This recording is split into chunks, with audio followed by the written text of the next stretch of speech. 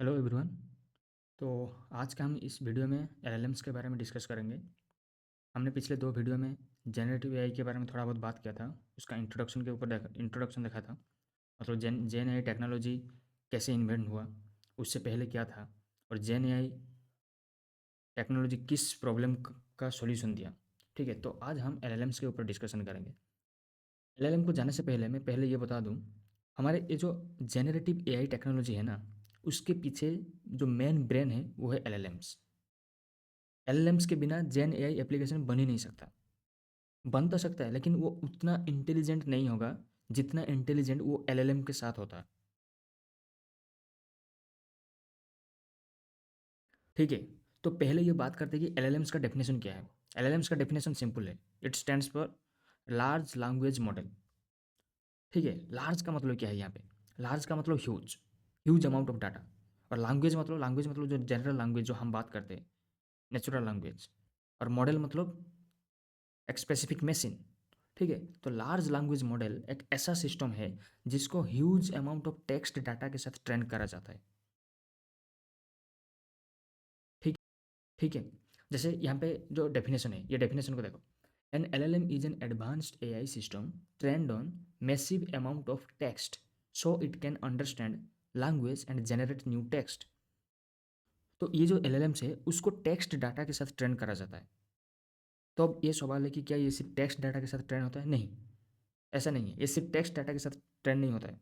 Text के साथ बाकी डाटा भी जितने भी है, जैसे इमेज हो गया, वीडियो हो गया, ऑडियो हो गया, उसके साथ भी ट्रेन होता है। लेकिन जनरली हम इसको एलएलएम क्यों कहते हैं? क्योंकि जब एलएलएम पहले आया था, पहला जो एलएलएम मॉडल था वो सिर्फ और सिर्फ टेक्स्ट डाटा के साथ ट्रेन हुआ था। इसीलिए हम जनरली इसको एलएलएम्स बोल देते हैं, लार्ज लैंग्वेज मॉडल्स। लेकिन अभी के टाइम पे जो मॉडल्स है वो सिर्फ लार्ज लैंग्वेज मॉडल नहीं है, वो मल्टी मॉडल है। वो लैंग्वेज के साथ, टेक्स्ट के साथ साथ बाकी डाटा के ऊपर भी ट्रेंड है, जैसे कि इमेज हो गया, वीडियोज हो गया, ऑडियोज हो गया, तो उसके ऊपर भी वो ट्रेंड होता है। ठीक है, तो लार्ज लैंग्वेज मॉडल क्या है? वो एक सिस्टम है जिसको हम ट्रेन करते हैं, ह्यूज अमाउंट ऑफ डाटा के साथ ट्रेन करते हैं, सो दैट हम उसको जब भी कोई क्वेश्चन पूछते हैं वो उसके अगेंस्ट में हमें आंसर देता है। वो आंसर उसी के जो उसका जो ट्रेनिंग मॉडल है, जो डाटा ऑलरेडी हमने उसको ट्रेन के लिए भेजा था, उसी ट्रेन डाटा के अंदर से वो हमें आंसर देता है।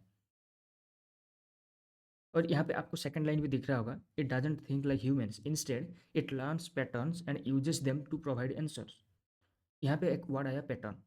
पैटर्न का मतलब क्या है? पैटर्न का मतलब कोई चीज़ अगर बार बार होता है, ठीक है, उससे अगर कोई पैटर्न आइडेंटिफाई होता है तो उसको वो डिसाइड करता है, उसके बेसिस पे वो आंसर देता है। ठीक है, तो एलएलएम हमेशा क्या करता है? एलएलएम हमेशा जो आंसर जनरेट करता है वो प्रेडिक्ट के बेसिस पे आंसर जनरेट करता है।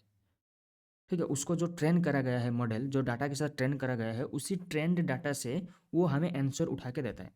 तो एलएलएम के पास कोई आंसर नहीं होता है, एलएलएम के पास ट्रेंड डाटा होता है, वो उस ट्रेंड डाटा के अंदर से हमें आंसर फाइंड आउट करके देता है। ठीक है, तो इसीलिए आप ये हमेशा सुने होंगे कि एलएलएम जो होता है वो पैटर्न के बेसिस पे आंसर देता है, वो नेक्स्ट वर्ड प्रेडिक्ट करके देता है, वो प्रेडिक्शन के बेसिस पे काम करता है। ठीक है, वो प्रेडिक्शन इतना अच्छा होता है, हमें वो हमेशा सही जवाब ही मिलता है। 99% केसेस में एलएलएम हमें सही आंसर ही देता है। क्यों? क्योंकि उसको इतना अमाउंट ऑफ डाटा के साथ ट्रेन करा गया है तो उसके पास हर क्वेश्चन का आंसर है, ऐसे वो फील कराता है। लेकिन एलएलएम के पास ना तो कोई ब्रेन है, ना तो कोई उसके पास इंटेलिजेंस है, ना ह्यूमन कॉन्शियस है उसके पास कुछ नहीं है। बस वो प्रेडिक्शन के बेसिस पे हमें आंसर देता है। ठीक है, तो आपको एलएलएम के बारे में थोड़ा बहुत आइडिया लग गया होगा। तो एलएलएम बेसिकली क्या है? वो एक मॉडल है, वो एक मशीन है। ठीक है, तो हम जब जो जेन एआई एप्लीकेशन जो जितने भी एग्जांपल्स है, सपोज मान लो चार जीपीटी हो गया, क्लोड हो गया, और जेमिनी हो गया, ये सारे के सारे क्या है? जेन एआई एप्लीकेशन है। और ये क्या होता है, इनके पीछे जो मेन बैकग्राउंड में काम करते हैं वो है एलएलएम, लार्ज लैंग्वेज मॉडल उनके पीछे होता है। तो जो भी कोई हम क्वेश्चन पूछते हैं, चार जीपीटी हो या जेमिनाई हो, अगर उसको हम जो क्वेश्चन पूछते हैं वो जो हमें आंसर देता है, वो आंसर उसको कहाँ से मिलता है? वो आंसर उसको एलएलएम मॉडल से उसको आंसर मिलता है। फॉर एग्जांपल मैं यहाँ पे थोड़ा बहुत बता देता हूँ। मैंने यहाँ पे ऑलरेडी कुछ लिख के रखा है कि मतलब थोड़ा बहुत नोट बना लिया है, क्योंकि एलएलएम समझने के लिए हमें दो चीज़ों की अच्छे से समझना पड़ेगा। एक है टोकन्स और दूसरा है ट्रांसफॉर्मर्स। ये दो चीज़ों का आप समझ लिए, मतलब एलएलएम्स के बारे में आपको अंडरस्टैंडिंग मिल गया। ये एलएलएम कैसे काम करता है, इसके पीछे क्या काम है, कैसे ये हमारा क्वेश्चन का आंसर देता है, उसी के बारे में हम डिस्कस करेंगे। ठीक है, तो मैं क्या करता हूँ, मैं यहाँ पे एक डायग्राम ड्रॉ करता हूँ। तो सपोज मान लो मैंने चैट जीपीटी को क्वेश्चन पूछा, who is the prime minister of India. तो इसमें आपको क्या लगता है कि मैंने जो क्वेश्चन पूछा who is the prime minister of India, और उसने मुझे जो आंसर दिया, वो आंसर उसको कहाँ से मिला, चैट जीपीटी को। वो आंसर उसको उसके जो ट्रेंड मॉडल है, उसके बैकग्राउंड में जो काम करता है कर रहा है, उससे वो आंसर मिला। मतलब यहाँ पे मैं डायग्राम ड्रॉ करता हूँ। ठीक है, सपोज मान लो ये हमारा चैट जीपीटी है, ये let's suppose it's chat GPT.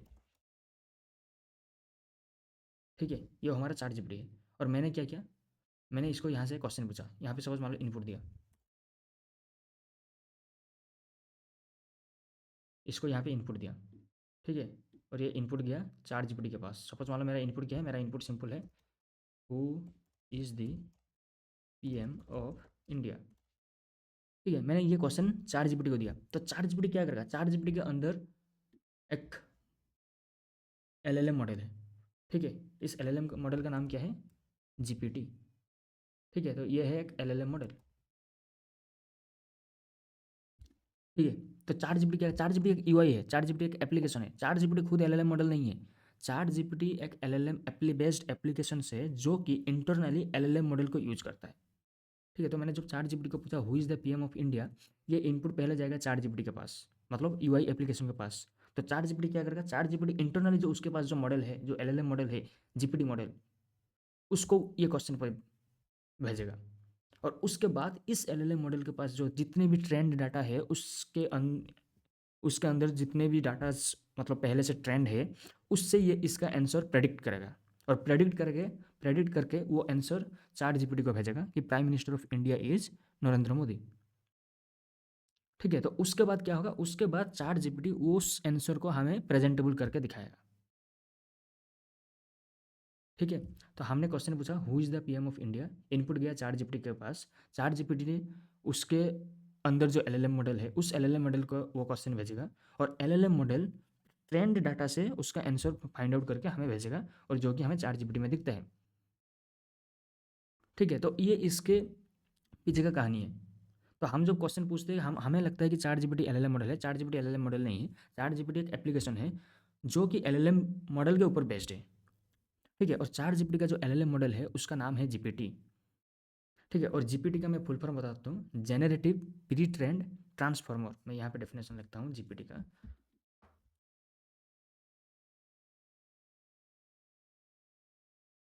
Generative pre trend transformer. ठीक है, ये इसका डेफिनेशन है, जेनरेटिव प्री ट्रेंड ट्रांसफॉर्मर। पहले इस लाइन को समझते हैं, जेनरेटिव का मतलब क्या है। जेनरेटिव का मतलब सिंपल है, राइट, मतलब कुछ जनरेट करना, न्यू चीज़ जनरेट करना। इसका मतलब ये है। प्री ट्रेंड मतलब जो पहले से ट्रेंड हो चुका है। ट्रांसफॉर्मर, ट्रांसफॉर्मर क्या है, ट्रांसफॉर्मर के ऊपर हम अभी थोड़ी देर में डिस्कस करेंगे। वो एक टेक्नोलॉजी है, वो एक आर्किटेक्चर है जिसके ऊपर एलएलएम मॉडल बेस्ड है। तो एलएलएम, चार जीपीटी का ब्रेन कौन है, एलएलएम मॉडल। एलएलएम मॉडल के पीछे काम कौन कर रहा है, एलएलएम मॉडल के पीछे काम कर रहा है ट्रांसफॉर्मर। ठीक है, तो जीपीटी मॉडल जो है, जनरेटिव प्री ट्रेंड ट्रांसफॉर्मर, वो ट्रांसफॉर्मर आर्किटेक्चर के ऊपर बेस्ड है, इसीलिए इसके डेफिनेशन में ट्रांसफॉर्मर आ रहा है। ठीक है, तो जनरेटिव का सिंपल मतलब है न्यू चीज़ जनरेट करना, प्री ट्रेंड का सिंपल मतलब है पहले से ट्रेंड, प्री मतलब पहले से, ट्रेंड मतलब ट्रेनिंग। ठीक है, तो पहले से जो ट्रेन कर दिया गया है और उसके बेसिस पे वो कुछ चीज़ें जनरेट करता है, इसलिए उसको जनरेटिव कहते हैं। Generative pre train transformer, transformer इसलिए नाम है क्योंकि वो ट्रांसफार्मर आर्किटेक्चर के ऊपर बेस्ड है, जो कि हम थोड़ी देर में डिस्कस करेंगे ट्रांसफार्मर के ऊपर। ठीक है, तो अभी के लिए क्या है, हम जो इनपुट भेजते हैं चार जीपीटी को, चार जीपीटी इंटरनल जीपीटी मॉडल से आंसर लाके हमें दिखाता है। तो सेम थिंग जेमिनाई में भी। अगर जेमिनाई में अगर मैं कोई क्वेश्चन पूछता हूँ, तो जेमिनाई क्या करेगा, जेमिनाई एलएलएम मॉडल नहीं है। जेमिनाई जो यूआई में हमें दिखता है वो एलएलएम मॉडल नहीं है, वो एक एलएलएम बेस्ड एप्लीकेशन है। तो मैंने जेमिनाई को अगर पूछा who is the PM of India, तो जेमिनाई क्या करेगा, जेमिनाई उसके बैकग्राउंड में, उसके बिहाइंड में जो एलएलएम मॉडल है, उसको वो क्वेश्चन भेजेगा, और वहाँ से वो आंसर आएगा, और वो आंसर हमें जेमिनाई एप्लीकेशन में यूआई में दिखेगा। तो जेमिनाई का जो जीपीटी में जो एलएलएम मॉडल है, उसका नाम क्या है, उसका नाम भी जेमिनाई है। ठीक है, जेमिनाई एप्लीकेशन का भी नाम है, और जेमिनाई एलएलएम मॉडल का भी नाम है। चार जीपीटी के केस में एप्लीकेशन का नाम है चैट जीपीटी और एलएलएम मॉडल का नाम है जीपीटी। ठीक है, तो क्या सबका एलएलएम मॉडल अलग है? यस, सबका एलएलएम मॉडल अलग है। चैट जीपीटी का एलएलएम मॉडल का नाम क्या है? जीपीटी है। जेमिनाई का एलएलएम मॉडल का नाम क्या है? जेमिनाई है। ठीक है, तो ऐसे और भी एलएलएम मॉडल है, जैसे क्लॉड हो गया, वो भी एक एलएलएम मॉडल है जो कि एंथ्रोपिक ने बनाया। और ऐसे ग्रोक भी एक एलएलएम मॉडल है। ठीक है, तो ऐसे बहुत सारे एलएलएम मॉडल्स है, सबका अपना अपना एलएलएम मॉडल है। और सब जब भी हम क्वेश्चन चार जीपीटी को पूछते हैं तो वो उसके जो रेस्पेक्टिव एलएलएम मॉडल है वहाँ से आंसर ला के देता है। अगर चार जीपीटी को क्वेश्चन पूछा तो चार जीपीटी का जो रेस्पेक्टिव एलएलएम मॉडल है जीपीटी, वो वहाँ से आंसर ला के देगा। अगर मैं जेमिनाई के क्वेश्चन पूछा तो जेमिनाई कहाँ से मुझे आंसर ढूंढ के देगा? उसका उसके पास जो एलएलएम मॉडल है उसी से आंसर ला के देगा। उसके पास जो एलएलएम मॉडल है उसका नाम क्या है? जेमिनाई है। ठीक है, तो ये थोड़ा बहुत आइडिया आपको मिल गया होगा। और ऊपर देखते हैं कि हमने क्या क्या यहाँ पे लिखा था।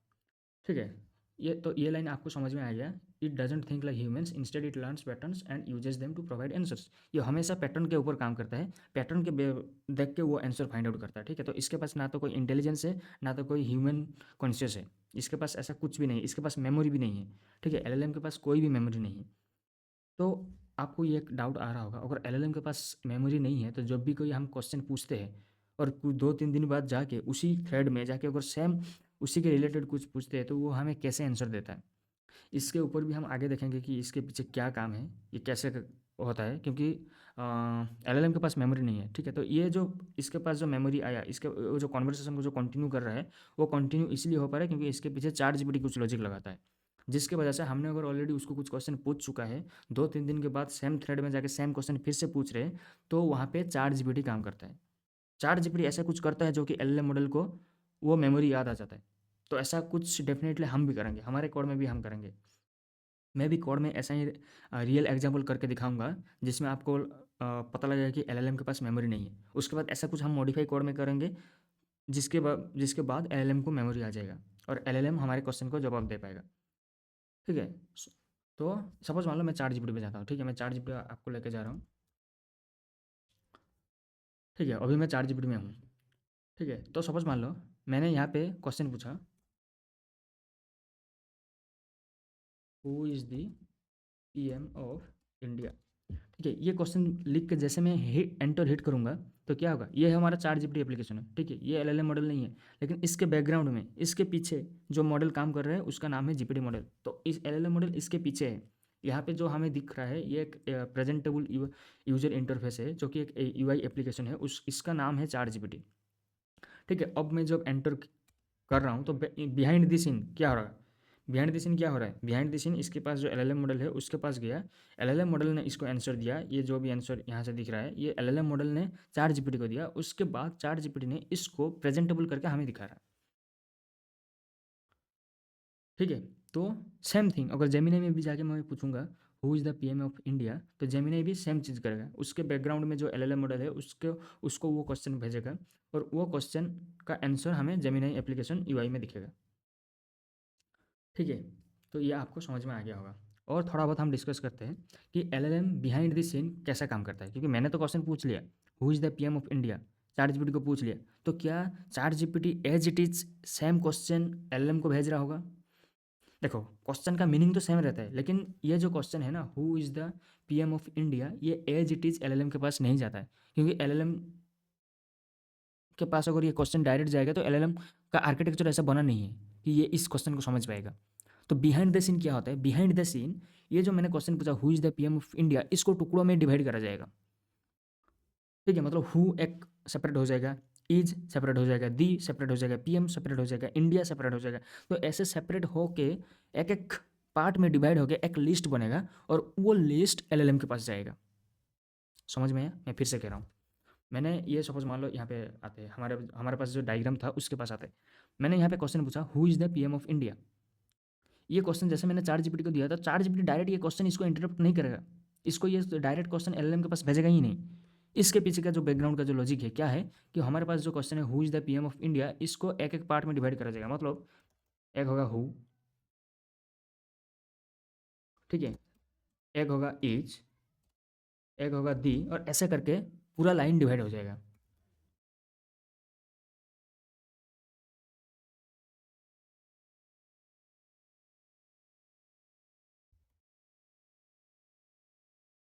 ठीक है, तो ऐसा एक एक वर्ड में डिवाइड होगा, और ये जो एक एक वर्ड में डिवाइड हो रहा है इसी को बोलते हैं टोकन। मतलब ये जो हु है ये एक टोकन है, ये जो इज है ये एक टोकन है, दी है ये एक टोकन है, इसी को टोकन बोलते हैं। तो मतलब टोकन क्या हुआ, क्या हुआ, token is nothing but a small piece of text. ठीक है, तो स्मॉल, यहाँ पे हम इसका डेफिनेशन भी पढ़ते हैं। ठीक है, the input is broken down into smaller units called tokens. तो मैंने जो इनपुट दिया who is the PM of India, behind the scene chat GPT इसको क्या कर रहा है, बिहाइंड द सीन क्या हो रहा है कि who is the PM of India, ये पूरा जो लाइन है उसको स्मॉल स्मॉल चंक्स में डिवाइड करा जा रहा है, स्मॉल स्मॉल पार्ट्स में डिवाइड करा जा रहा है। ये जो स्मॉल स्मॉल पार्ट है फ्रॉम ए लॉन्ग लाइन, इसी को बोलते हैं टोकन्स। तो ये जो हु है ये एक टोकन है, इज है ये एक टोकन है। तो टोकन का मतलब समझ में आ गया। तो ये टोकन पहले, पहला स्टेप ये है कि ये टोकन्स में डिवाइड होगा। और मैंने यहाँ पे डायरेक्ट ऐसे लिख दिया हु इज दी, मैंने स्पेस को इंक्लूड करा नहीं, क्योंकि हु के बाद स्पेस भी आता है ना, स्पेस आता है उसके बाद इज है, इज के बाद स्पेस है फिर दी है, दी के बाद स्पेस है फिर पीएम है। तो सपोज मान लो यहाँ पे स्पेस ऑलरेडी है, ठीक है, तो मैंने ऐसे लिख देता हूँ is the PM of India, और क्वेश्चन मार्क से पहले भी स्पेस है। ठीक है, तो अब ये फाइनल है। तो ये ऐसा डिवाइड होगा। ये जो डिवीजन प्रोसेस है, और डिवीजन डिवाइड होने के बाद क्या होगा, बिहाइंड द सीन क्या होगा कि इन सब को एक एक नंबर असाइन होगा। स्टेप वन में क्या हुआ, हमारा पूरा इनपुट स्मॉल स्मॉल पार्ट्स में डिवाइड हो गया। स्टेप टू में क्या होगा, ये जो सारे स्मॉल स्मॉल पार्ट्स है इसको एक एक नंबर असाइन करा जाएगा। सपोज मान लो नंबर में रैंडम नंबर देता हूँ। सपोज मान लो इसका नंबर है 1 1, इसका नंबर है 1 2, इसका नंबर है 1 3। मैं ऐसे रैंडम देता हूँ 1 4 1 5 1 6। ये मैंने रैंडम नंबर दे दिया, राइट।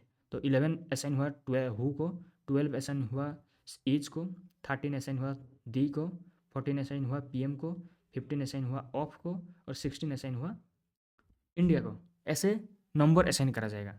ये नंबर एक रैंडम नंबर होता है, ऐसा नहीं कि 11 12 13 14 ही जाएगा, नहीं, ये एज ए एक रैंडम नंबर मैं यहाँ पे असाइन कर रहा हूँ। मैं बस आपको लॉजिक बता रहा हूँ कि बिहाइंड द सीन क्या होता है।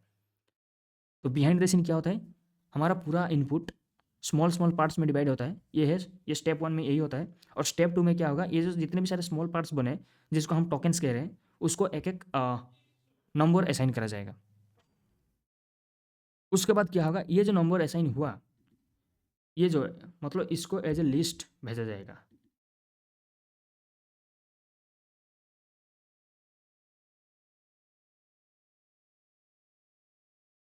तो एलएलएम मॉडल के पास क्या जाएगा, एलएलएम मॉडल के पास ये लिस्ट जाएगा। ठीक है, ये वाला जो लिस्ट है हमारा, ये वाला लिस्ट है। तो एलएलएम मॉडल के पास टेक्स्ट नहीं जा रहा है, एलएलएम मॉडल के पास ये लिस्ट ऑफ नंबर्स जा रहा है। इसके ऊपर हम आगे भी पढ़ेंगे, जब हम वेक्टर डाटाबेस के बारे में डिस्कस करेंगे उस टाइम पे हम इसको डिटेल्स में पढ़ेंगे। लेकिन अभी के लिए आपको इतना बस याद रहना चाहिए, ये जो हमने इनपुट दिया who is the PM of India, step one में क्या हुआ, एक मिनट, ठीक है, ये हमारा स्टेप वन है। ठीक है, ये हमारा स्टेप वन है। स्टेप वन में क्या हुआ, स्टेप वन में हमारा जो पूरा जो इनपुट था उसको स्मॉल स्मॉल पार्ट में डिवाइड करा गया।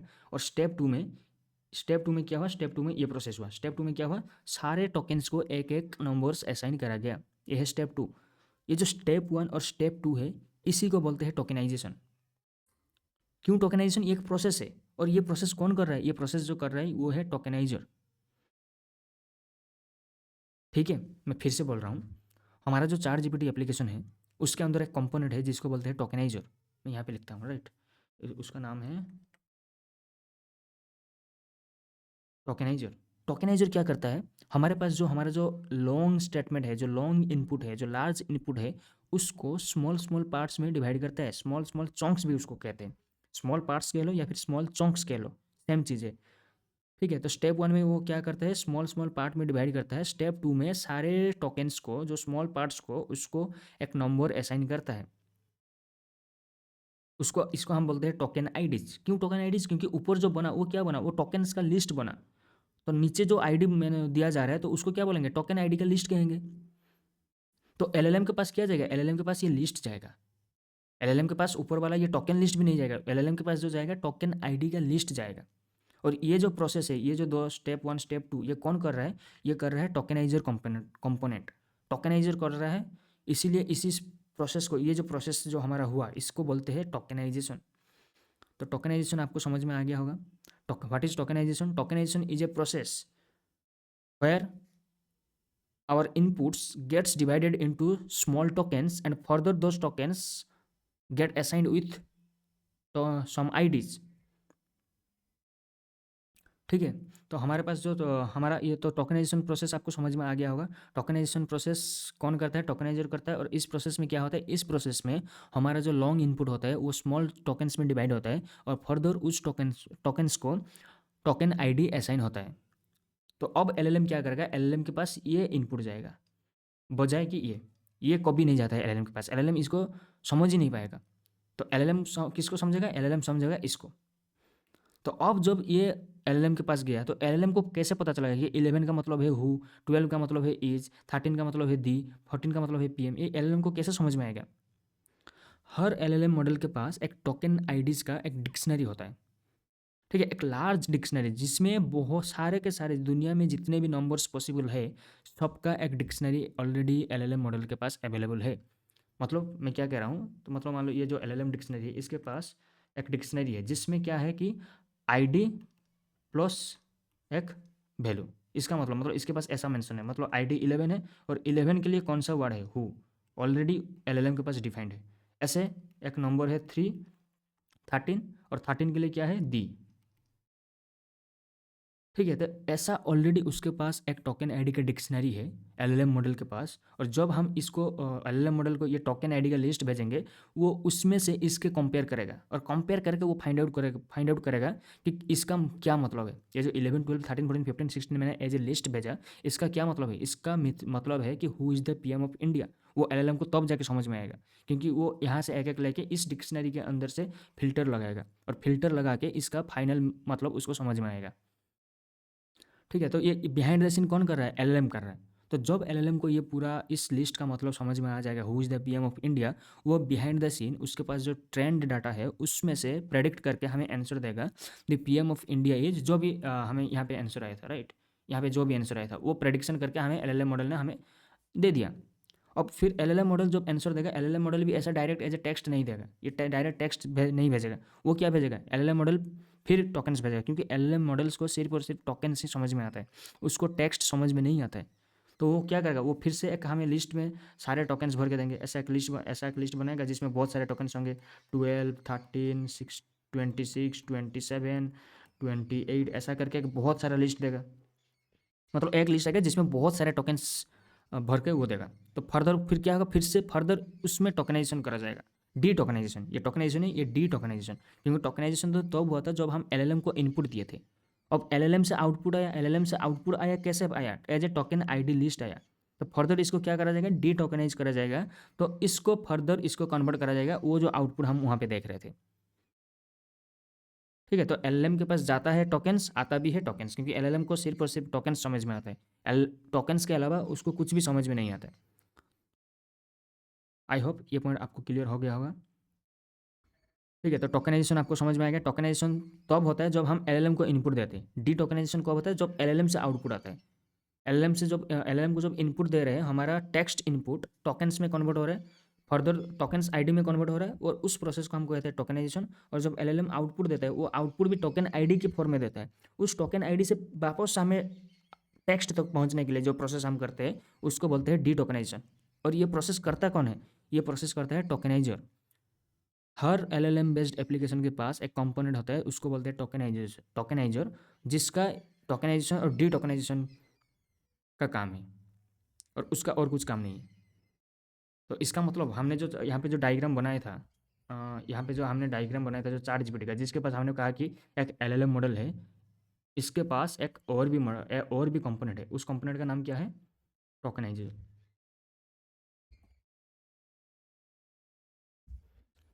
ठीक है, तो इसके पास और भी एक कंपोनेंट है टोकनाइजर।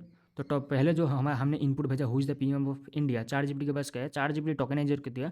टोकनाइजर क्या करेगा? उसको टोकनाइजेशन करके एलएलएम मॉडल के पास भेजेगा। ठीक है, तो यहाँ पे ये स्टेप चल रहा है, बिहाइंड द सीन ये भेजा, ये टोकनाइजेशन करके भेजा। फिर एलएलएम मॉडल से भी आउटपुट आएगा। एलएलएम मॉडल से आउटपुट कैसे आएगा? टोकन आईडी की लिस्ट में किसके पास आएगा? टोकनाइजर के पास क्या आएगा? टोकनाइजर के पास आएगा, ऐसा आएगा आउटपुट। तो पहले जब गया वो टोकनाइजेशन होके गया, और फिर जब आया तब डी टोकनाइजेशन हुआ। ठीक है, तो ये थोड़ा बहुत आपको समझ में आ गया होगा हमने क्या क्या डिस्कस किया। हमने थोड़ा बहुत एलएलएम के बारे में डिस्कशन किया, थोड़ा बहुत टोकन्स क्या होता है उसके बारे में डिस्कशन किया, टोकन आईडीज़ क्या होता है उसके बारे में भी डिस्कशन किया, डी टोकनाइजेशन क्या होता है, टोकनाइजर कंपोनेंट क्या होता है, कंपोनेंट क्या होता है, और टोकन आईडी का जो डिक्शनरी, ये ऑलरेडी हर एक एलएलएम मॉडल के पास ये अवेलेबल होता है। और दुनिया में जितने भी अवेलेबल वर्ड्स है सबका इन्फॉर्मेशन यहाँ पे टोकन इस डिक्शनरी के अंदर अवेलेबल है।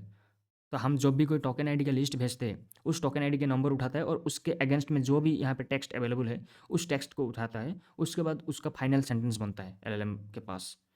फाइनल सेंटेंस बन गया, एलएलएम को मतलब समझ में आ गया, उसके बाद एलएलएम आंसर देना शुरू करता है। और एलएलएम जब आंसर देगा वो भी टोकन आईडी के फॉर्म में देगा। फिर उस टोकन आईडी से टोकन तक कैसे पहुंचेंगे? टोकन आईडी से टोकन तक जाने के लिए हमारे पास टोकनाइजर कंपोनेंट है, तो वो उसमें डी टोकनाइजेशन लॉजिक लगा के हमें एक एक वर्ड करके देता है, वर्ड उठा के देता है।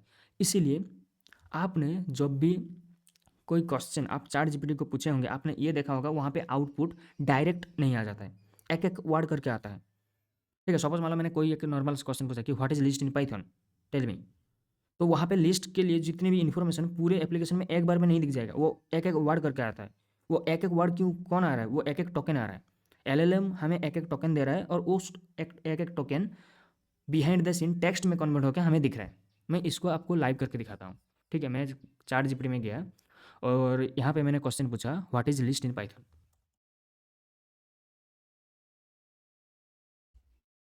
ठीक है, what is list in Python मैं अब एंटर करूँगा। आप इसका आउटपुट नोटिस करना। देखो, देख रहे हो, एक एक करके आ रहा है, एक एक करके आ रहा है। पूरा आउटपुट एक बार में जनरेट नहीं हो रहा है, एक एक करके आ रहा है। ये एक एक करके क्या आ रहा है? एक एक करके टोकन आ रहा है, और वो टोकन्स टेक्स्ट में कन्वर्ट होकर हमें यहाँ पे दिख रहा है। ठीक है, तो इसीलिए टोकन्स को समझना बहुत ज़रूरी है, क्योंकि बिहाइंड द सीन टोकन्स ही हैं जो एलएलएम तक जाता है, और टोकन्स ही हैं जो एलएलएम से आता है। एक्चुअली टोकन्स भी डायरेक्ट नहीं जाता है, फर्दर टोकन्स टोकन आईडीज़ में कन्वर्ट होता है, और वो आईडी एलएलएम के पास जाता है। फिर एलएलएम से भी कौन आता है? एलएलएम से टोकन्स नहीं आता है, एलएलएम से टोकन आईडी का लिस्ट आता है। तो उस आईडी से फर्दर हमें टोकन्स कन्वर्ट होता है और फिर टेक्स्ट यहाँ पे दिखता है। इसीलिए टोकन्स को समझना बहुत ज़रूरी है। और जितने भी एलएलएम बेस्ड एपीआई है, एपीआईज है, जैसे ओपनएआई हो गया, जेमिनी हो गया, वो सब जो उनका जो बिलिंग प्रोसेस है वो टोकन के बेसिस पे होता है। वो टाइम के बेसिस पे नहीं होता है, वो टोकन के बेसिस पे होता है। अगर मैं उस एपीआई को यूज़ कर रहा हूँ तो मैं कितना टोकन्स कंज्यूम कर रहा हूँ उस एपीआई से, तो उसके बेसिस पे हमें वो फिर बिलिंग करते हैं। तो इसीलिए टोकन्स को समझना बहुत ज़रूरी है। ठीक है, जैसे मैंने यहाँ पे क्वेश्चन पूछा suppose what is list in Python, तो ये फर्दर सपोज मान लो लेट्स से मतलब ये 5 बिहाइंड द सीन 5 टोकन्स में कन्वर्ट हुए होंगे। जैसे who is PM of India कितने टोकन्स में कन्वर्ट हुआ था, हमने इसको यहाँ पे कितने टोकन्स में कन्वर्ट किए थे? 1 2 3 4 5 6, टोटल 6 टोकन्स में कन्वर्ट किए थे। तो इसी 6 टोकन्स, अगर मैं ये क्वेश्चन मैंने चैट जीपीटी को पूछा और मान लो चैट जीपीटी भी बिहाइंड द सीन इसको 6 टोकन्स में ही कन्वर्ट कर रहा है, तो हमें 6 टोकन्स के हिसाब से हमें फिर चार्ज देना पड़ेगा। तो ये हमें जानने के लिए, ये तो हमने एक प्रेडिक्शन लगाया, हमने एक इमेजिनेशन लगाया कि who is the PM of India behind the scene chat GPT इसको इतने टोकन्स में कन्वर्ट कर रहे होंगे। लेकिन मुझे जानना है, मुझे एक्चुअली में जानना है कि behind the scene chat GPT इसको कितने टोकन्स में कन्वर्ट करता है। उसको जानने के लिए हमारे पास एक वेबसाइट है, ओपन एआई का टोकनाइजर वाला वेबसाइट, उसमें हम जाके देख सकते हैं। मैं आपको उस वेबसाइट में लेके जाता हूँ और आपको मैं लाइव डेमो वहाँ पे दिखाता हूँ कि कैसे हमारा जो सेंटेंस है, इनपुट है, वो कैसे टोकन्स में कन्वर्ट होता है, मतलब कितने टोकन्स में कन्वर्ट होता है। कैसे नहीं, क्योंकि कैसे होता है वो तो बिहाइंड द सीन वो लाइब्रेरी यूज होता है, लेकिन कितने टोकन्स में कन्वर्ट होता है और क्या टोकन आईडीज असाइन होता है वो हम देख सकते हैं। मैं एक बार लेके जाता हूँ और आपको आप भी देख सकते हैं। आप डायरेक्ट ऐसे ब्राउजर में कोई किसी भी ब्राउजर में आपको जाना है और सिंपली टाइप करना है ओपन एआई टोकनाइजर। ठीक है, यहाँ पे हमारा सजेशन आ गया और जो पहला लिंक दिख रहा है टोकनाइजर ओपन एआई एपीआई, इसमें आपको क्लिक करना है। ठीक है, तो यहाँ पे आपको दिख रहा होगा, मतलब यहाँ पे आप मॉडल्स डिसाइड कर सकते हैं। जीपीटी 5 पॉइंट हो गया या फिर जीपीटी 4 हो गया या जीपीटी 3 हो गया। ठीक है, तो अभी जो करंट वर्जन कितना है? Current version of chat GPT 5.2। ठीक है, तो मैंने सपोज मान लो मैंने यहाँ पे टाइप किया क्या टाइप करूँ, सपोज सेम क्वेश्चन जो मैंने चैट जीपीटी में पूछा था। मैंने चैट जीपीटी में लास्ट क्वेश्चन क्या पूछा था? What is list in Python. Let's suppose type that, what is list in Python. यहाँ पे देखो, यहाँ पे क्या दिखा रहा है? टोकन्स 6। मतलब ये जो हमारा जो इनपुट था what is list in Python, ये टोटल कितने टोकन्स में कन्वर्ट हुए? टोटल 6 टोकन्स में कन्वर्ट हुए। और आप इसको देख भी सकते हैं कि टोटल कौन कौन सा टोकन्स है। यहाँ पे मैं थोड़ा जूम कर देता हूँ। यहाँ पे देखो, मेरा जो इनपुट था क्या था? What is list in Python, मतलब ये क्या किया? व्हाट, सिर्फ व्हाट को क्या किया उसने? एक टोकन में कन्वर्ट किया। और उसके बाद व्हाट के बाद स्पेस है, स्पेस से लेके इज तक एक टोकन है, मतलब टोटल 2 टोकन हुआ। उसके बाद यहाँ से लेके, मतलब इज के बाद जो स्पेस है उस स्पेस से लेके लिस्ट तक एक टोकन है, मतलब टोटल 3 टोकन्स। उसके बाद space with in 4 token, then space with Python 5th token, then with space with question mark 6th token. तो टोटल हमारा ये जो जीपीटी मॉडल था, मेरा इस क्वेश्चन को टोटल 6 टोकन्स में डिवाइड किया। ठीक है, और हम अगर इसका देखना चाहें कि टोकन आईडीज़ क्या है, टोकन आईडीज़ भी हम देख सकते हैं। टोकन आईडीज़ देखने के लिए हम यहाँ पे देख सकते हैं। देखो, ये सारे एक एक नंबर, टोटल 6 टोकन्स है और 6 टोकन्स को इसने ऐसे ऐसे नंबर असाइन करा है। तो जो मेरा क्वेश्चन था what is list in Python, tokenizer क्या किया बिहाइंड द सीन? टोकनाइजर इसको पहले ऐसे what is list in Python को टोकन्स में डिवाइड किया, टोटल 6 टोकन्स में डिवाइड किया। और उसके बाद एक टोकन आईडीज, हर एक टोकन को आईडीज असाइन करा और एक लिस्ट बनाया, टोकन आईडी का एक लिस्ट बनाया। और ये लिस्ट उसने एलएलएम मॉडल को भेजा। जब एलएलएम मॉडल के पास ये लिस्ट गया होगा, वो क्या करेगा, उसके पास जो डिक्शनरी ऑलरेडी है, अवेलेबल है, वो पता करेगा कि 4827 के लिए कौन सा टेक्स्ट असाइन है। 4827 के लिए कौन सा टेक्स्ट असाइन है? 4827 के लिए व्हाट असाइन है। ऐसे 382 के लिए क्या असाइन है? 382 के लिए स्पेस विथ इज असाइन है। तो ऐसे एक एक करके वो वहाँ पे सर्च मारेगा और वहाँ से फिर वो क्वेश्चन बनाएगा what is list in Python. फिर उसका जवाब देगा। फिर उसका जो जवाब देगा कैसे देगा? वो भी ऐसा ही एक लिस्ट बना के देगा। यहाँ पे जो हमें इतने सारे आउटपुट्स दिख रहे हैं ना, ये सब के सब टोकन एज ए टोकन्स बन के आया होगा वहाँ से, ऐसे लिस्ट बन के आएगा, मतलब टोकन आईडी बन के आया होगा। फिर टोकन आईडी से कैसे करेंगे? फिर टोकन आईडी से फिर टेक्स्ट बन के यहाँ पे दिखेगा हमें, जो भी आंसर हमें यहाँ पे दिख रहा है। तो ये बिहाइंड द सीन होता है। ठीक है, तो इसलिए टोकन्स को समझना जरूरी है, क्योंकि देखो यहाँ पे 6 टोकन्स बना। अगर मैं मान लो मेरा खुद का एक एप्लीकेशन बना रहा हूँ और वहाँ पे यूज़र अगर मान लो what is list in Python type करता है, तो मुझे उसमें कितना चार्ज देना पड़ेगा? 6 टोकन्स का चार्ज देना पड़ेगा। 6 टोकन्स का चार्ज जितना भी उनके हिसाब से होगा, अपने यूज कर रहे हो या फिर जेमिनी यूज कर रहे हो, वो उसके हिसाब से कटेगा। तो इसीलिए हमेशा जितने भी एलएलएम बेस्ड एप्लीकेशन है, वो चार्जिंग हमेशा टोकन्स के बेसिस पे करते हैं। ठीक है, तो इसलिए टोकन्स को समझना बहुत ज़रूरी था और मैंने थोड़ा बहुत आइडिया भी आपको दे दिया कि कैसे ये काम करता है, टोकनाइजेशन क्या होता है, डी टोकनाइजेशन क्या होता है। ठीक है, टोकनाइजर क्या होता है और कैसे टोकन आईडी लिस्ट क्या होता है, वो सारे मैंने आपको थोड़ा बहुत बता दिया होगा। तो आपको अब थोड़ा बहुत एक बेसिक अंडरस्टैंडिंग मिल गया होगा। और ये इसको हम लाइव करके भी देखेंगे, जब हम प्रैक्टिकल सेशन स्टार्ट करेंगे उसमें मैं बताऊंगा कि ये कैसे टोकन्स में कन्वर्ट हो रहा है, कैसे टोकन आईडीज असाइन हो रहा है। तो वो सब हम प्रैक्टिकल देखेंगे। अभी थ्योरी के लिए इतना समझना आपको आपके लिए सही है। ठीक है, ये मैंने बोल दिया एलएलएम्स के बारे में। अब एक चीज़ है जो ट्रांसफॉर्मर, ये भी एक मतलब बहुत ही इंपॉर्टेंट टॉपिक है। इसके बारे में भी डिस्कशन करना बहुत ज़रूरी है, क्योंकि हमारा जो एलएलएम मॉडल है ना, वो ट्रांसफॉर्मर आर्किटेक्चर के ऊपर बेस्ड है। तो फिर ट्रांसफॉर्मर्स क्या है? ट्रांसफॉर्मर एक टेक्नोलॉजी है जो एआई को क्या करता है, मीनिंगफुल टेक्स्ट फाइंड आउट करने के लिए हेल्प करता है। मतलब समझ में नहीं आया, फिर से कह रहा हूँ। क्या होता है, सपोज मान लो मैं एक नॉर्मल सेंटेंस बोल रहा हूँ कि I am going to market. I am going to market का मतलब क्या है? मतलब सिंपल है, मैं मार्केट को जा रहा हूँ। लेकिन ये एलएलएम मॉडल को कैसे समझ में आएगा इसका मतलब? क्योंकि क्या होता है, जब ट्रांसफार्मर जब नहीं था, क्या प्रॉब्लम था? प्रॉब्लम ये था कि हम जो एलएलएम मॉडल था ना, वो एक एक वर्ड को रीड करता था और एक एक वर्ड का मतलब मतलब उस वर्ड का कॉन्टेक्स्ट समझता था और फिर उसका जवाब देता था। मतलब मैं अगर ऐसे बोलूँगा कि I am going to market, तो उस ये जे as a whole sentence LLM इसको रीड नहीं करेगा। वो क्या करेगा, एक एक वर्ड को रीड करेगा। पहला आई को रीड करेगा, फिर एम को रीड करेगा, फिर गोइंग को रीड करेगा, फिर टू टू फिर मार्केट। तो ऐसा करके वो रीड करता था। ये ट्रांसफॉर्मर पे आने से पहले की बात मैं कर रहा हूँ। लेकिन जब ट्रांसफॉर्मर टेक्नोलॉजी आया, ट्रांसफॉर्मर ने क्या करा, ट्रांसफॉर्मर ने ये करा कि आप मतलब एलएलएम मॉडल को एक एक वर्ड समझने की जरूरत नहीं है। वो as a whole text, whole entire line वो रीड कर सकता है। तो इसमें फिर फायदा क्या है, एडवांटेज क्या है? क्योंकि एडवांटेज ये है, अगर हम किसी भी लाइन को, किसी भी इंग्लिश टेक्स्ट लाइन को अगर एक साथ में पढ़ेंगे तो उसका मतलब हमें अच्छे से समझ में आएगा, बजाय कि एक एक वर्ड। सपोज मान लो मैं आपको ऐसा बोलता हूँ कि बैंक, मैंने सिर्फ इतना बोला कि बैंक। मैंने जो बैंक बोला तो आपको क्या समझ में आया मैं किस बैंक के बारे में बात कर रहा हूँ? क्या आप ये कन्फर्म करके कह सकते हैं कि मैंने फाइनेंशियल बैंक के बारे में बात कर रहा हूँ? नहीं, ये नहीं कह सकते ना। सिर्फ बैंक कहने में लेकिन बैंक कहने में आप ये नहीं कह सकते कि मैं फाइनेंशियल बैंक के बारे में बात कर रहा हूँ, क्योंकि बैंक का मतलब और भी एक बैंक है, रिवर बैंक। ठीक है, तो जब मैं अगर पूरा लाइन बोलता हूँ, सपोज मान लो मैंने पूरा लाइन बोला, I am going to bank to withdraw my money. अब क्या आपको समझ में आया यहाँ पे बैंक का मतलब क्या है? आपको समझ में आया, क्योंकि मैंने जो पूरा लाइन बोला, I am going to bank to withdraw my money. Money withdraw कहाँ पे होता है? मनी विथड्रॉ रिवर बैंक में नहीं होता है। मनी विथड्रॉ सिर्फ और सिर्फ फाइनेंशियल बैंक में होता है। तो जब मैंने पूरा लाइन बोला, तो अब आपको समझ में आ गया कि बैंक का मतलब क्या है। तो ऐसा ही ट्रांसफॉर्मर भी ऐसा ही करता है। वो ट्रांसफॉर्मर क्या करता है, वो पूरा लाइन को रीड करता है और फिर उसके बाद उसका कॉन्टेक्स्ट फाइंड आउट करता है। ठीक है, तो ट्रांसफॉर्मर आने से यही मतलब एडवांटेज एलएलएम मॉडल्स को हुआ, क्योंकि ट्रांसफॉर्मर से पहले एलएलएम मॉडल के पास एक बहुत बड़ा ड्रॉबैक था। क्योंकि जब कोई लार्ज टेक्स्ट हम अगर एलएलएम को देंगे ना, वो उसका कॉन्टेक्स्ट लॉस्ट कर देता था, जिसके वजह से हमें सही आउटपुट नहीं मिलता था। तो ट्रांसफॉर्मर एक मतलब ट्रांसफॉर्मर एक रिवॉल्यूशन लाया एलएलएम मॉडल में।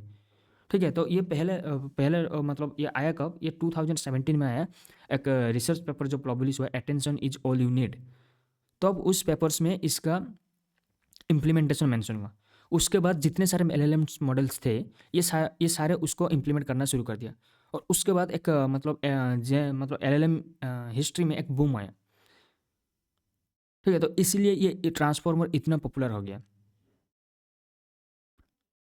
ठीक है, तो यहाँ पे देखो, Transformer is the technology that helps AI understand context and generate meaningful text. It was introduced by Google through a research paper in 2017 called Attention is All You Need. So transformer equal to a model that looks at all words at once and figures out what matters most. ठीक है, तो यहाँ पे ये बोल रहा है कि before transformers model read text word by word. तो एक एक वर्ड को वो पढ़ता था, तो जिसकी वजह से क्या हो रहा था कि मॉडल्स बहुत स्लो भी हो जाता था, और दूसरा वो लॉन्ग रेंज कॉन्टेक्स्ट भी भूल जाता था। ठीक है, जैसे मान लो मैंने यहाँ पे एक सेंटेंस भी लिखा है, आई kept the food in the fridge because it was hot. यहाँ पे जो मैंने बोला कि ईट, ये ईट किसको पॉइंट कर रहा है? आपको क्या लगता है, फूड को पॉइंट कर रहा है या फ्रिज को पॉइंट कर रहा है? ऑब्वियसली ये फूड को पॉइंट कर रहा है। क्यों? हमें कैसा पता चला कि ये फूड को पॉइंट कर रहा है? क्योंकि as a human we have brain, we have intelligence, we know, we have the thinking process, right? तो इसीलिए हमें ये, क्योंकि हमने पूरा लाइन को भी तो पढ़ा, पूरा लाइन को जब पढ़ा हमें समझ में आ गया कि ईट किसको पॉइंट कर रहा है। तो ट्रांसफॉर्मर ने यही है एडवांटेज लाया। ट्रांसफॉर्मर क्या करे, ट्रांसफॉर्मर ने इसको as a whole sentence read किया और फिर इसको फाइंड आउट किया कि इट किसको पॉइंट कर रहा है, फ्रिज को पॉइंट कर रहा है या फूड को पॉइंट कर रहा है। तो ट्रांसफॉर्मर आने से पहले ये फैसिलिटीज़ था ही नहीं, जिसके वजह से ये हमेशा हमें रॉन्ग आउटपुट देता था। तो ट्रांसफॉर्मर का यही एडवांटेज है कि ये एज ए मतलब पूरा लाइन को रीड करता है, जिसके वजह से हमें सही कंटेक्स्ट मिलता है। ठीक है, तो मैं पहले आपको इसका जो रिसर्च पेपर है, attention is all you need, मैं इसको आपको दिखा देता हूँ कि आप इसको कहाँ फाइंड आउट कर सकते हैं। ठीक है, तो आपको सिंपली ब्राउज़र में जाना है और आपको टाइप करना है अटेंशन। ठीक है, attention is all you need. तो आप अगर टाइप करेंगे तो आपका जो पहला लिंक आएगा उसमें क्लिक करना है।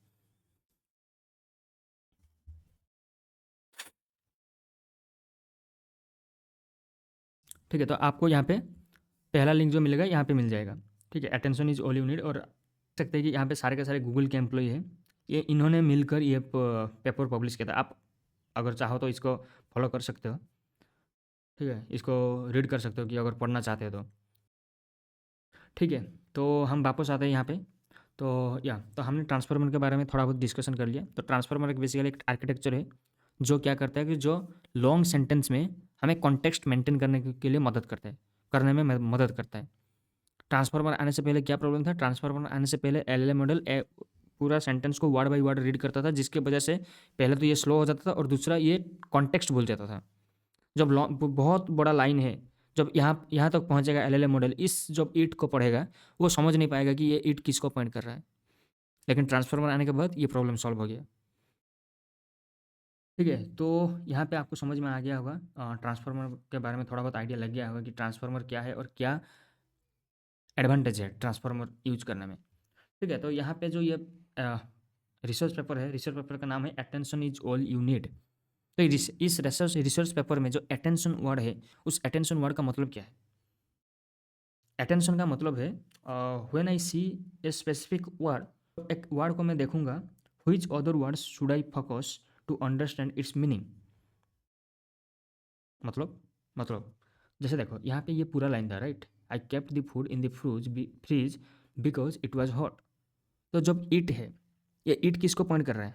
ये जानने के लिए मैं क्या करूँगा, मैं बाकी जितने सारे वर्ड्स है मैं सबको ऊपर एक नज़र डालूंगा और ये मैं फाइंड आउट करूँगा कि इनमें से कौन है जो ईट के साथ ज़्यादा मैचेबल है, जो ईट के साथ ज़्यादा मीनिंगफुल है। इसी प्रोसेस को बोलते हैं अटेंशन। क्योंकि मैं एक देख रहा हूँ, मैं एक सर्च कर रहा हूँ, सर्चिंग कर रहा हूँ इनमें से जो पूरे सेंटेंस है, इनमें से कौन है जो ईट के साथ ज़्यादा मीनिंगफुल है। इसी को बोलते हैं अटेंशन। तो basically attention step by step क्या करता है? सपोज वाला मेरा यही वाला एग्जाम्पल लेते हैं, ठीक है? मेरा एग्जाम्पल क्या है, the food in the fridge because it was hot. तो इस इट का मतलब फाइंड आउट करने के लिए, ये इट किसको पॉइंट आउट कर रहा है ये जानने के लिए, ये फाइंड आउट करने के लिए क्या क्या क्या होगा कि बिहाइंड द सीन, मैं इसको कॉपी कर लेता हूँ। सपोज मेरा एग्जाम्पल क्या था, आई kept the food in the fridge because it was hot. तो बिहाइंड द सीन ट्रांसफॉर्मर क्या करेगा, मतलब अटेंशन मैकेनिज्म क्या करेगा? तो यहाँ पे जो सारे वर्ड्स है सबका एक अटेंशन वेट असाइन करा जाएगा। ठीक है, सपोज मान लो इट, आई थिंक ये फूड को पॉइंट कर रहे हैं, राइट? या फिर फ्रिज को पॉइंट कर रहा है, या फिर आई को पॉइंट कर रहा है, मतलब ये किसको पॉइंट कर रहा है? ये जानने के लिए इन सारे वर्ड्स का एक लिस्ट बनेगा और इनको एक अटेंशन वेट असाइन करा जाएगा और जिसका वेट ज़्यादा होगा वो उसी को पॉइंट कर रहा है। ठीक है, सपोज मान लो फूड का अटेंशन वेट है, I let's suppose 0.15, let's suppose.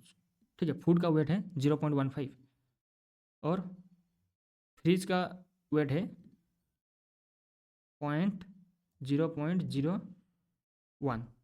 ठीक है, और आई का अटेंशन वेट है, लेट्स सपोज इसका कितना दें, सपोज 0.001। ठीक है, ये एक इमेजिनरी नंबर सपोज मान लो मैंने ऐसा दिया। ठीक है, मतलब ये यहाँ पे वर्ड्स है और इसको बोलते हैं अटेंशन वेट। ठीक है, इंपॉर्टेंस, मतलब किसको कितना इंपॉर्टेंस मिल रहा है। तो ट्रांसफॉर्मर क्या करेगा, इनमें से जो ज़्यादा वेटेज है जिसका, वो उसको ऐसा लगेगा कि वो उसी को पॉइंट कर रहा है, मतलब इट उसको पॉइंट कर रहा है, जिसका अटेंशन ज़्यादा है इट उसको पॉइंट कर रहा है, राइट? मतलब इस पॉइंट में क्या हुआ, मैं यहाँ पे ड्रॉ करता हूँ, बट मेरा जो सेंटेंस था, मुझे जानना है कि ये जो ईट है ये ईट किसको पॉइंट कर रहा है। ये जानने के लिए मैं क्या करूँगा, मैं पूरे सेंटेंस में सर्च करूँगा। पूरे सेंटेंस में मैं देखूंगा जितने सारे वर्ड्स का एक लिस्ट बनाया जाएगा और सबको अटेंशन वेट असाइन करा जाएगा और जिसका ज़्यादा है इट उसको पॉइंट कर रहा है। यहाँ पे सबसे ज़्यादा अटेंशन वेट किसको मिला है? सबसे ज़्यादा अटेंशन वेट फूड को मिला है। इसका मतलब इट किसको पॉइंट कर रहा है? इट पॉइंट कर रहा है फूड को। इट फ्रिज को भी पॉइंट नहीं कर रहा है, इट आई को भी पॉइंट नहीं कर रहा है, इट पॉइंट कर रहा है फूड को। तो ये जो मैकेनिज्म है इसी को बोलते हैं सेल्फ अटेंशन मैकेनिज्म। तो सेल्फ अटेंशन क्या कहता है? सेल्फ अटेंशन कहता है कि मैं खुद का अगर मीनिंग फाइंड आउट करना है तो मैं बाकी वर्ड्स जो है मैं उनमें से सबको सर्च करूँगा, सबके ऊपर एक नज़र डालूंगा और देखूंगा कि इनमें से कौन ज़्यादा मेरे लिए मीनिंगफुल है। जो मेरे लिए सबसे ज़्यादा मीनिंगफुल है मैं उसी को पॉइंट कर रहा हूँ। ठीक है, तो इसको सेल्फ अटेंशन भी कहते हैं। सेल्फ अटेंशन मतलब क्या है? Self attention is words paying attention to other words in the same sentence. ठीक है, तो सेम सेंटेंस में वो बाकी वर्ड्स को पॉइंट करेगा और वो देखेगा कि कौन ज़्यादा इम्पोर्टेंट है। फॉर एग्जांपल मुझे, मैं और एक एग्जांपल लेता हूँ। फॉर लेट्स सपोज यहाँ पे मैं एक सेंटेंस लिखता हूँ। Suppose I went to the bank to deposit. ठीक है, मेरा ये सेंटेंस है, I went to the bank to deposit. ठीक है, तो यहाँ पे जो बैंक वर्ड है ये बैंक किसको पॉइंट कर रहा है, ये कैसे हम पता करेंगे? तो इसको जानने के लिए जो इस वाले वर्ड में हूँ मैं, इस वाले पोजीशन में हूँ, ट्रांसफॉर्मर क्या करेगा, बाकी जितने भी वर्ड है सबके ऊपर नज़र डालेगा। ठीक है, इन सब के ऊपर नज़र डालेगा। और किसका पॉइंट किसका अटेंशन वेट ज़्यादा है। तो सपोज मान लो आई का पॉइंट है 0.15 एंड डिपॉजिट का है सपोज 1.15, डी का है सपोज, ऐसा कुछ नंबर है। लेकिन जिसका सबसे ज़्यादा है, सबसे ज़्यादा किसका है, सबसे ज़्यादा है डिपॉजिट का। और जब डिपॉजिट बैंक के साथ मैच कर रहा है तो यहाँ पे किस बैंक के बारे में बात हो रही है, यहाँ पे बात हो रही है फाइनेंशियल बैंक की। ठीक है, तो आपको सेल्फ अटेंशन का मतलब पता लग गया होगा। सेल्फ अटेंशन का मतलब यही है, किसी भी वर्ड का कॉन्टेक्स्ट अगर फाइंड आउट करना है, वो क्या करेगा, वो बाकी वर्ड्स के ऊपर नज़र डालेगा और इन उनमें से जो उसको ज़्यादा इंपॉर्टेंस देगा वो उसी को पॉइंट करेगा। ठीक है, तो हमारे हमने दो एग्जांपल देखे कि आई kept the food in the fridge because it was hot. यहाँ पे इट का मतलब फाइंड आउट करने के लिए बाकी जितने भी वर्ड्स थे उसका एक लिस्ट बनाया गया। इसको बेसिकली हम अटेंशन टेबल भी कह सकते हैं, मतलब अटेंशन टेबल टाइप का, जहाँ पे हमने हर एक वर्ड का अटेंशन कितना है वो डिफाइन किया। और जिसका सबसे ज़्यादा है हम बोलेंगे कि इट, हमारा जो हम जिसके लिए कॉन्टेक्स्ट फाइंड आउट कर रहे हैं हम कहेंगे कि वो उसको पॉइंट कर रहा है। तो आपको अटेंशन का मतलब पता लग गया होगा। और बिना अटेंशन में प्रॉब्लम क्या होता था, बिना अटेंशन में दोनों वर्ड्स के बीच में जो कंपैरिजन है, जो रिलेशनशिप है, वो एस्टेब्लिश नहीं हो पाता था, जिसके वजह से हमारा मॉडल सही से आउटपुट जनरेट करके नहीं देता था। ठीक है, तो वो एक बहुत बड़ा ड्रॉबैक था। तो ट्रांसफॉर्मर आने के बाद वो ड्रॉबैक हमारा सॉल्व हो गया। इसीलिए ट्रांसफॉर्मर के बाद जो एलएलएम मॉडल्स थे वो ज़्यादा पॉपुलर हो गए, क्योंकि हमारा एक बहुत बड़ा ड्रॉबैक ट्रांसफॉर्मर ने सॉल्व करके दे दिया। ठीक है, तो मैंने ट्रांसफार्मर के ऊपर भी यहाँ पे थोड़ा बहुत लिख के रखा हूँ कि क्या है, क्या मतलब है। ठीक है, these are like normal definition. तो आई होप आपको ट्रांसफार्मर के ऊपर थोड़ा बहुत इतना काफ़ी है हमें जेन आई में, क्योंकि जेन आई में इसके जेन आई सीरीज़ में हम इसके अंदर नहीं जाना है। ठीक है, इसको हमें डीपली समझने की ज़रूरत भी नहीं है। डीपली कब किस में समझना है, जब हम मशीन लर्निंग का कोर्स करेंगे, क्योंकि ट्रांसफार्मर मशीन लर्निंग का पार्ट है। हमें सिर्फ इतना आइडिया होना चाहिए था कि ट्रांसफार्मर क्या है और ट्रांसफार्मर की इतनी इंपॉर्टेंस क्यों है, और ये जीपीटी डेफिनेशन में क्यों आता है। क्योंकि हमारा जो जीपीटी का डेफिनेशन क्या है, जेनरेटिव प्री ट्रेंड ट्रांसफार्मर। हमने जेनरेटिव का मतलब समझ लिया था, प्री ट्रेंड का भी मतलब समझ लिया था, अब हमने ट्रांसफार्मर का भी मतलब समझ लिया। तो ट्रांसफार्मर्स इन सिंपल वर्ड्स एक आर्किटेक्चर है, एक टेक्नोलॉजी है जिसको जीपीटी फॉलो करता है। अगर हम एलएलएम मॉडल कोई बना रहा है तो उसको इस वाले आर्किटेक्चर को फॉलो करना ही पड़ेगा। इस वाले आर्किटेक्चर को अगर फॉलो नहीं करेगा तो वो जीपीटी मॉडल यूजलेस है, मतलब वो अप टू द मार्क नहीं हो पाएगा। अभी के टाइम पे जो जीपीटी मॉडल है वो सारे के सारे ट्रांसफॉर्मर आर्किटेक्चर के ऊपर बेस्ड है। किसी का भी एग्जांपल ले लो, चाहे चैट जीपीटी का एग्जांपल ले लो, जेमिनाई का ले लो, किसी का भी ले लो, सब के सब एलएलएम मॉडल्स जो है वो ट्रांसफॉर्मर के आर्किटेक्चर के ऊपर में बेस्ड है। ठीक है, तो आज का इस वीडियो में हमने क्या सीखा। हमने एलएलएम्स के बारे में डिस्कशन किया, एलएलएम्स कैसे बिहाइंड द सीन कैसे काम करते हैं, टोकन्स क्या होता है, टोकनाइजेशन क्या होता है, ये सारे के सबके ऊपर थोड़ा बहुत हमने डिस्कशन किया। और हम जब आगे बढ़ेंगे, जैसे वेक्टर डेटाबेस वगैरह हो गया, उसके उसके ऊपर जब हम बात करेंगे तो तब भी हमें इसके ऊपर भी फिर से डिस्कशन करना पड़ेगा। तो अब सिर्फ एक बेसिक अंडरस्टैंडिंग चाहिए था। मुझे बेसिक आप लोगों को बेसिक अंडरस्टैंडिंग देना था, क्योंकि मुझे नेक्स्ट क्लास में प्रैक्टिकल से स्टार्ट कर देना है। ठीक है, क्योंकि हमने आई थिंक टोटल 3 लेक्चर्स हो गया जिसमें हम थ्योरी के ऊपर डिस्कशन कर रहे हैं। अभी तो हमने प्रैक्टिकल स्टार्ट करा ही नहीं। जब हम प्रैक्टिकल स्टार्ट करेंगे तब आपको असल में ये सब चीज़ों के ऊपर मतलब समझ में आएगा कि ये सब चीज़ें मतलब बिहाइंड द सीन कैसा काम कर रहा था। ठीक है, जैसे मैंने अभी कुछ सिंपल क्वेश्चन चैट जीपीटी को जो पूछा, what is list in Python, what is who is the PM of India, ये सारे जब हम हमारा जो खुद का जो एलएलएम बेस्ड एप्लीकेशन बनाएंगे उसमें भी हम सेम इनपुट दे के सेम आउटपुट जनरेट कर पाएंगे। ठीक है, तो नेक्स्ट क्लास हमारा प्रैक्टिकल रहेगा। तो इसमें हमने ऑलरेडी थ्योरी के ऊपर डिस्कशन कर लिए, तो आप लोग इसके ऊपर थोड़ा बहुत मतलब ब्राउज़ करके भी पढ़ भी सकते हो कि क्या होता है, क्योंकि मैंने यहाँ पे थ्योरी बता दिया। ठीक है, और अभी के लिए मैं कोई आप लोगों को नोट्स वगैरह नहीं दे रहा हूँ, मैं सिर्फ यहाँ पे समझा रहा हूँ। तो आप लोगों का काम है वीडियो को अच्छे से देखना है, समझना है, और जो मैंने एक आर्टिकल्स दिया अगर आप चाहे तो इसको पढ़ भी सकते हो, ऐसा तो ज़रूरत नहीं है। लेकिन अगर आपका रिसर्च माइंडसेट है, आपको बहुत डीप जाना है ट्रांसफार्मर के ऊपर, तो आप इसको पढ़ सकते हो। लेकिन जेन सीरीज सीखने के लिए इसको हमें इतना डीप पढ़ने की ज़रूरत नहीं है। ये तब वो डीप पढ़ना तब ज़रूरी है जब हम मशीन लर्निंग या डाटा साइंस का जब कोर्स करेंगे। अभी जेन एआई के लिए इतना काफ़ी है। Basic understanding of LLMs, basic understanding of transformers sufficient. ठीक है, तो हम नेक्स्ट क्लास में डायरेक्ट प्रैक्टिकल करेंगे। और हमारा जो फास्ट जेन एआई एप्लीकेशन है उसको हम डेवलप करना सीखेंगे। तो आप लोग इसके ऊपर प्रैक्टिस भी कर सकते हो। जैसे मैंने एक वेबसाइट का लिंक दिया, आप यहाँ पे जाके प्रैक्टिस करके देख सकते हैं कि आपका टोकन्स कैसे डिवाइड हो रहा है, आप जो इनपुट दे रहे हो वो टोकन्स में कैसे फर्दर डिवाइड हो रहा है। ठीक है, क्योंकि मैंने बताया कि हमारा जो इनपुट है वो बिहाइंड द सीन क्या होता है, वो टोकन्स में कन्वर्ट होता है। टोकन्स क्या है, अगेन हम फिर से थोड़ा बहुत ओवरव्यू ले लेते हैं, मैं बता देता हूँ। टोकन्स क्या है, small chunks of a large text. हमारा जो इनपुट है वो स्मॉल स्मॉल पार्ट में डिवाइड होता है, और ये जो स्मॉल स्मॉल पार्ट में डिवाइड हो रहा है वो जो स्मॉल पार्ट है उसको टोकन्स कहते हैं। और यहाँ पे क्वेश्चन है, वो स्मॉल पार्ट किस बेसिस पे होगा, क्या हर एक वर्ड हर एक टोकन टोकन होगा क्या, is it like every word equal to every token, not necessary. ऐसा नहीं है कि ऐसा नहीं, ऐसा कोई कंपलसरी नहीं है। वो जीपीटी मॉडल के ऊपर डिपेंड करता है कि वो कैसे उसको डिवाइड कर रहा है। एक वर्ड एक टोकन भी हो सकता है, एक वर्ड फॉर मल्टीपल टोकन्स भी हो सकता है। जैसे यहाँ पे मैंने क्या किया, मैंने हु को एज एज्यूम करा कि हु एक टोकन है, लेकिन ऐसा नहीं है कि हु हमेशा एक टोकन होगा। ऐसा भी हो सकता है कि यहाँ पे जो हु डब्ल्यू है वो सिर्फ मतलब एक एक लेटर भी एक टोकन हो सकता है, एक एक वर्ड भी टोकन हो सकता है, मल्टीपल मल्टीपल वर्ड मिलकर भी एक टोकन हो सकता है। तो वो हम नहीं कह सकते कि एक वर्ड एक टोकन होगा या फिर मल्टीपल वर्ड। वो डिपेंड करता है कि जीपीटी मॉडल इंटरनली कैसे इंप्लीमेंट करा गया है। ठीक है, तो वो जीपीटी मॉडल का काम है कि कुछ मतलब एक वर्ड को एक टोकन कंसिडर करे या मल्टीपल वर्ड को एक टोकन कंसिडर करे। तो वो जीपीटी मॉडल का काम है। और वो हम सेम यहाँ पे भी देख रहे हैं, राइट। तो यहाँ पे मैंने जब यहाँ पे जब टेक्स्ट दिया, यहाँ पे आप देख सकते हैं कि व्हाट एक टोकन हो रहा है और इज विथ स्पेस एक टोकन हो रहा है।